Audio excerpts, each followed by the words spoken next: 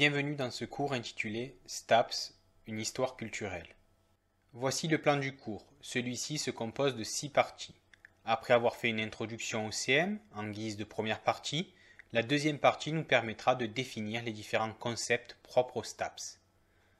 Dans la troisième partie, nous aborderons l'évolution des techniques corporelles et sportives. La quatrième partie montrera le passage de la gymnastique à l'EPS. Dans la cinquième partie, nous parlerons de l'EPS à l'école.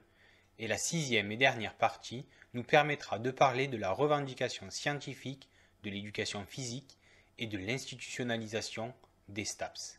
Partie 1. Introduction. Commençons par un rappel. Qu'est-ce que l'histoire ? Comment celle-ci s'est construite en tant que discipline universitaire ?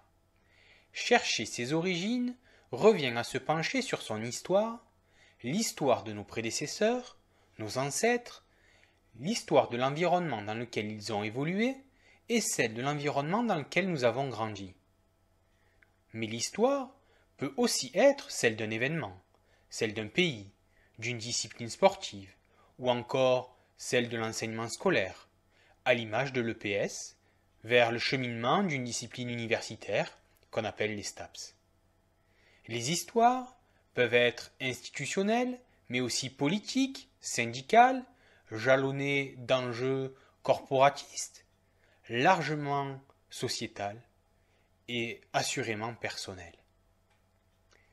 Au final, dans le cadre de cet enseignement, nous nous centrerons sur la quête de légitimité d'une discipline, d'abord scolaire, puis universitaire, en cherchant par-delà ses racines profondes pour déterminer sa véritable identité. L'histoire et les historiens. L'histoire, en tant que discipline des sciences humaines et sociales, est une des sciences qui participent à la pluridisciplinarité, l'interdisciplinarité et à la transdisciplinarité des STAPS. Lors de précédents cours, nous avons montré que s'interroger épistémologiquement sur ses fondements, ses courants et ses méthodes représente une nécessité afin de comprendre comment l'histoire, en tant que discipline scientifique, se construit. L'histoire est l'étude des faits et des événements passés.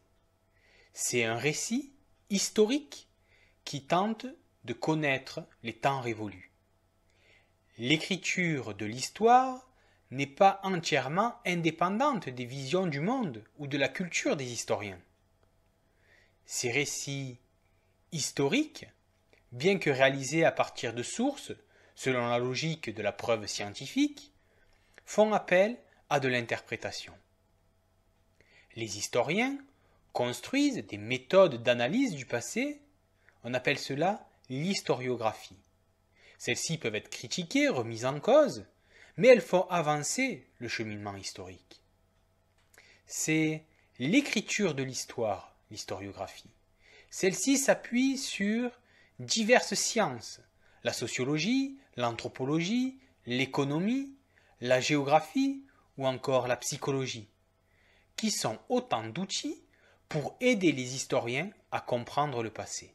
L'histoire étant une construction humaine, elle est sujette à son utilisation dans d'autres domaines, en politique, à des fins mémorielles ou encore instrumentales. Donner un sens à l'histoire est universel afin de domestiquer le temps et d'inscrire l'humanité dans un cadre temporel défini. Passons maintenant au deuxième point de l'introduction, STAPS, un concept pluriel. 1.2 STAPS, un concept pluriel. De façon générale, le pluriel est garant de la diversité et permet la complémentarité. Cette diversité et cette complémentarité apportée par le pluriel permet une transversalité que nous retrouvons dans les cursus STAPS. Celle-ci apporte une homogénéité mais également une hétérogénéité à votre formation. La diversité présente dans les cursus STAPS apporte une histoire des STAPS, bien spécifique au regard de 4 concepts que nous allons définir dans la vidéo suivante.